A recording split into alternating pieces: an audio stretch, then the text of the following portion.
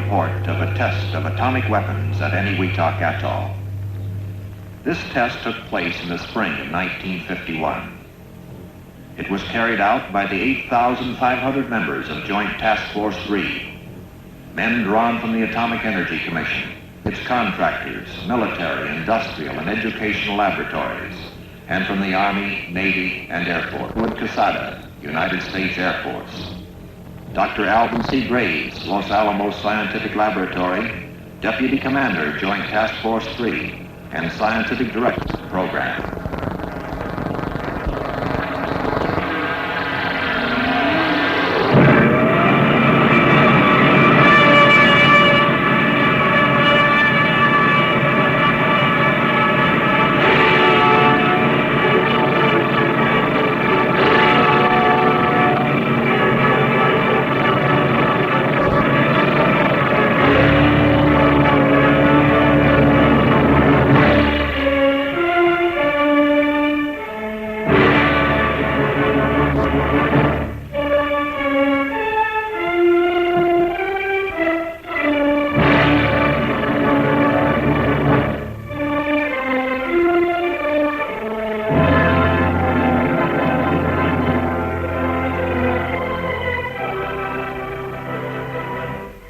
During the tense days of World War II, an entire American city of men, women, and children was hidden behind a seemingly unimportant postal number, Box 1663.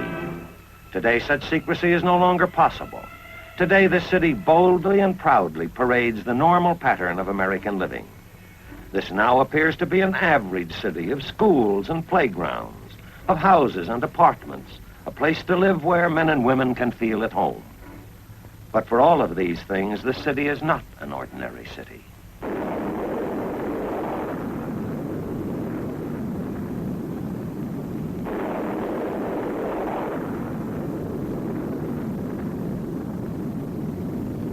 This is the mile-high city of Los Alamos, the atomic city. This is a modern pueblo created by the people of the United States as a research and development center for atomic weapons. This is still a city where citizens take for granted security fences, guards, passes, caution. The proof testing of weapons, a routine practice by now, is the job of a busy section of the Los Alamos laboratory called J Division. With such a specialized division carrying on tests, the other parts of the laboratory, operated for the Atomic Energy Commission by the University of California, can continue undisturbed in vital research and development work. One of the proving grounds is an outdoor laboratory, Eniwetok Atoll in the Central Pacific. This trust territory of the United States has been used before as a testing ground for Operation Sandstone in 1948. But 3 years have passed since Sandstone, 3 years to bring new and improved atomic weapons to this secluded equatorial land, this land of spaced islands arranged like individual beads of a necklace. And the new test operation will be called by its code, Greenhouse. But Greenhouse means more than just a proving ground, more than a group of scientists from Los Alamos. Operation Greenhouse is big, big in logistics, big in the scope of its aims and purposes. To meet this problem, a self-contained unit, a task force, is organized. This is a 4-part organization: Atomic Energy Commission, Army, Navy, and Air Force, working together under a unified command. As for the larger scope of Greenhouse, it is a real challenge to include in a test all of the valuable experimentation that can come out of the detonation of atomic weapons. The armed services, for instance, have a continuing need for information on the offensive and defensive effects of atomic blasts. In these days of international tension, they need to know the physical results of atomic warfare. Even though Los Alamos is the parent laboratory, so to speak, scientists and technicians from other government agencies, from American industry, colleges, universities, and other organizations throughout the country, men working in related fields, are asked to participate to help in instrumenting the operation. Since Eniwetok is a distant and primitive area, men have to leave their stateside laboratories and homes for a period running into months. Since 1943, when Los Alamos was established, men from this mesa have left the continental limits of the United States twice before to test the weapons they have created. Now the proving ground comes alive, like a university campus when students return from the summer holidays. Parry Island is home for Task Force headquarters and for the scientific group. Eniwetok Island is home base for the Army and Air Force. The Navy stays aboard its ships anchored in the lagoon. These are the dormitories of Eniwetok University. Spread out and separated from the dorms by a safe distance are the laboratories, the individual test islands, seemingly like so many science buildings on college grounds. The long-awaited forward area work begins. Even in a world of tension, atomic energy is more than thunderous test detonations and calculated planned devastation. We still have much to learn of our nuclear fuels, uranium and plutonium. This is the precious stuff so valuable it makes sought after gold seem like common scouring powder. Whatever can be done to conserve it is to our national advantage. To proof test weapons scientifically and accurately, it is necessary to know the behavior inside the weapon, and also to know the outside behavior of the forces let loose, the effects of the weapon, the facts and figures on blast, heat, light, radiation. Weapon designers go to great lengths to get this kind of information. For example, to measure blast, instruments are suspended from these plastic balloons. This gives a pressure reading in free air. High-speed cameras capable of taking several million separate pictures per second are placed close to 0 point. They will record the story of nuclear forces from a vantage point where man himself dares not stand. Radiation will be measured by devices on whose photographic emulsion will be indelibly imprinted the record of swift-moving, invisible nuclear particles.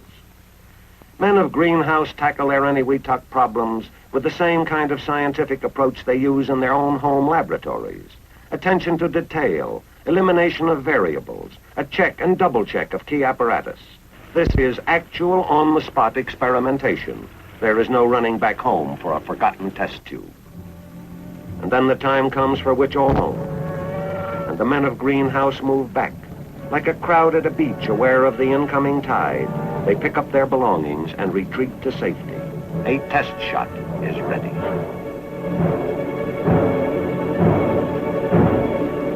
Watch an atomic test.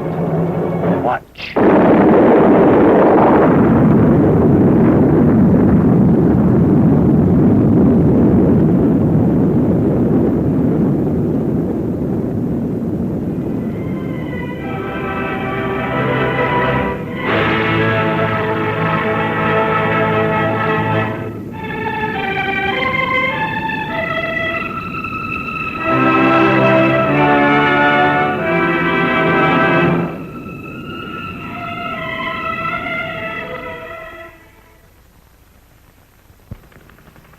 From the wealth of diversified crafts and skills that go into the making of a great industrial country are drawn those men with the specialized skills necessary to understand and measure atomic detonations.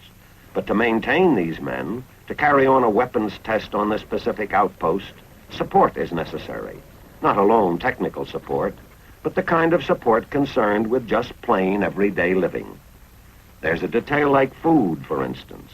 It takes more than a picnic lunch to keep 8,500 hard-working men happy. And it's no trick at all to get hot and dirty and dusty. If you don't believe it, try a coral atoll sometime. Water is the answer, but water is a crucial commodity. It has to be pumped from the coral beds, then distilled to remove the brackish salt. And then there's the problem of getting to and from work. Most of the time, walking is out of the question, unless you have a natural tendency to be amphibious.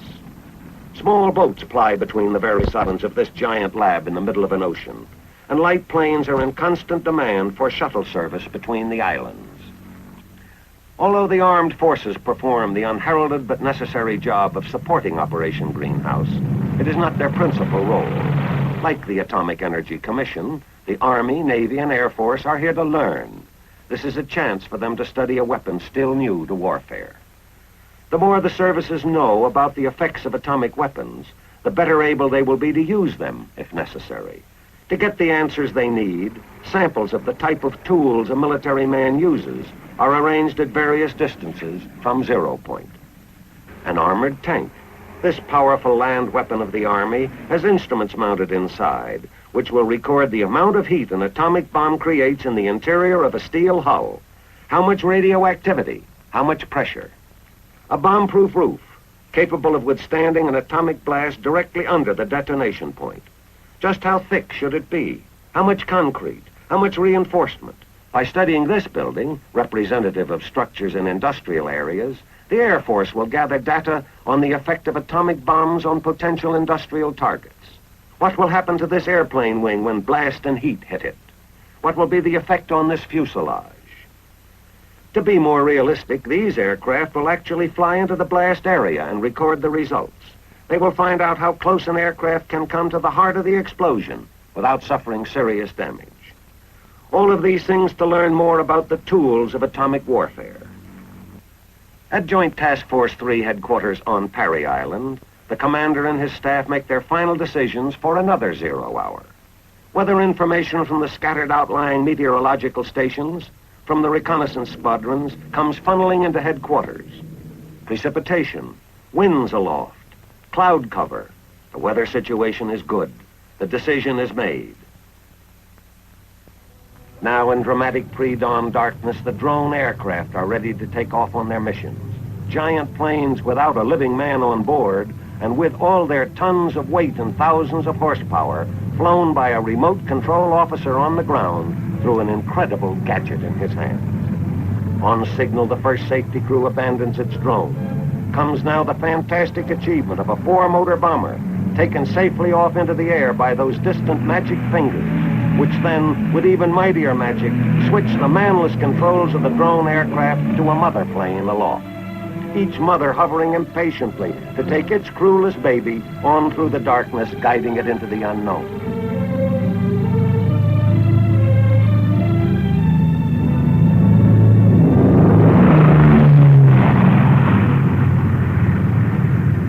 To top the fantasy of the crewless bombers come the fighters. For the first time in airplane history, drone jets, pilotless, crewless, at super speed flown up into the night sky, controlled only by a driver and overdriver in other jet aircraft who electronically guide the destinies of their jet drones.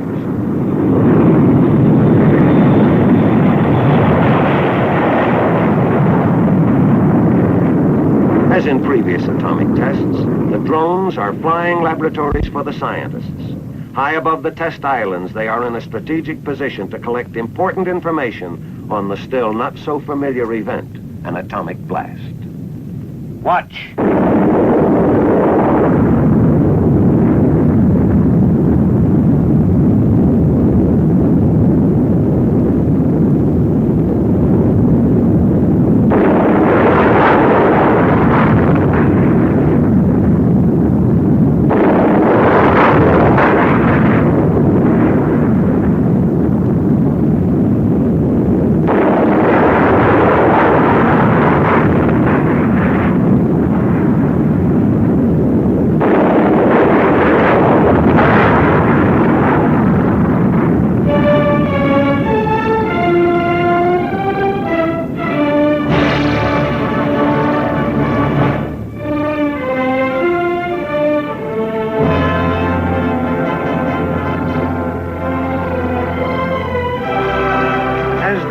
Services bring themselves up to date with the results of the latest atomic weapons, the men of science are thinking beyond current weapons.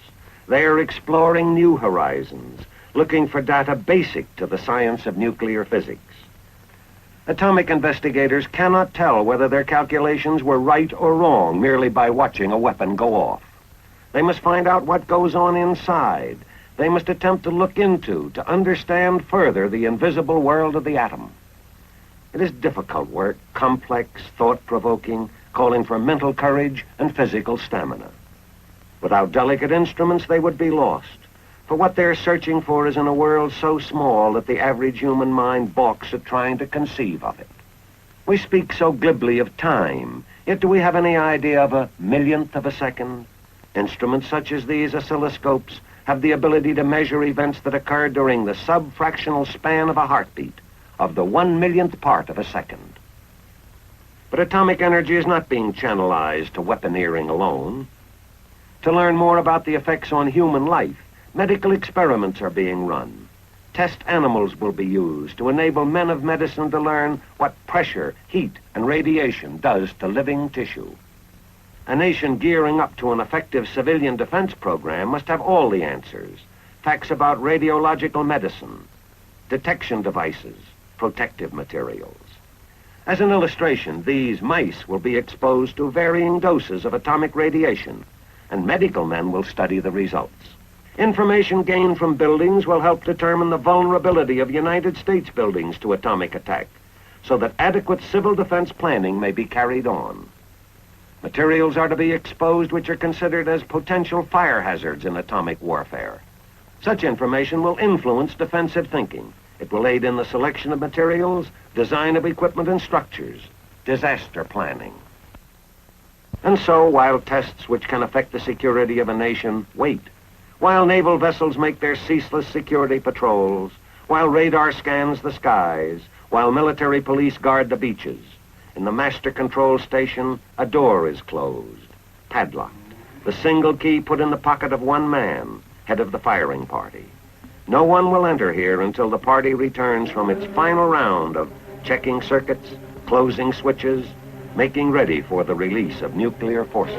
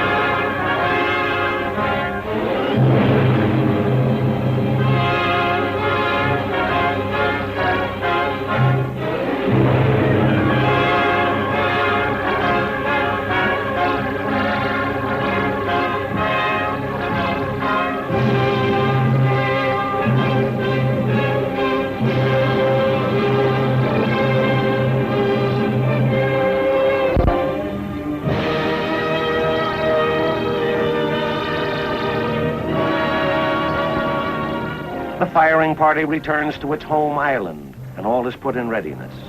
Before the break of day, another momentous blast will light the pre-dawn sky over any Weetok, set into being by a mechanical gadget called a sequence timer. 8-1 minute.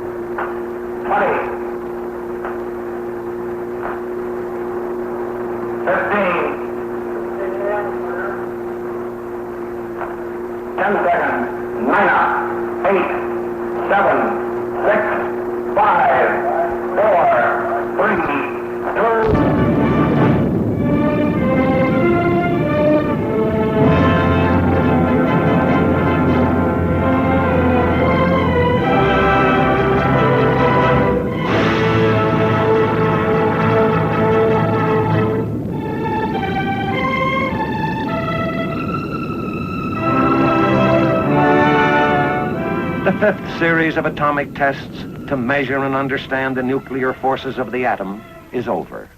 And Weetok proving ground shrinks again to garrison size. But preparations must be made for another series of experiments. The need for continuing tests of atomic weapons is self-evident. We need now, as never before, to expand our knowledge in the field of atomic weaponeering. If any one group of people recognizes the urgency of time, it is the people living and working on this isolated mesa in New Mexico. The men of Los Alamos return to their mile-high, security-guarded laboratories to continue with the development of nuclear weapons and important research in many other aspects of the atomic energy program. The people of this mesa well know the important responsibility placed on them. For what answers are found within a seemingly insignificant building, what happens behind the wire fences, what a man carries home with him, and for security's sake will not speak of. These things are vital to Americans everywhere.